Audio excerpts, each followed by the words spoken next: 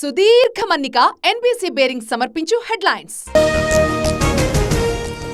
కేసీఆర్ ను కాపాడాలని బీజేపీ చూస్తోంది. అందుకే ట్యాపింగ్ కేసులో సీబీఐ విచారణ కోరుతోంది. కేసీఆర్ ని ఎవరు కాపాడలేరన్న జీవన్ రెడ్డి.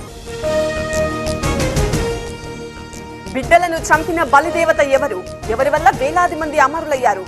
కాంగ్రెస్ ప్రభుత్వంపై కేటీఆర్ విమర్శలు. హైదరాబాద్ ఇరిగేషన్ ఆఫీసులో ఏసీబీ తనిఖీలు. ₹1,00,000 లంచంతో పట్టుబడ్డ మరో ముగ్గురిని అదుపులోకి తీసుకున్న ఏసీబీ.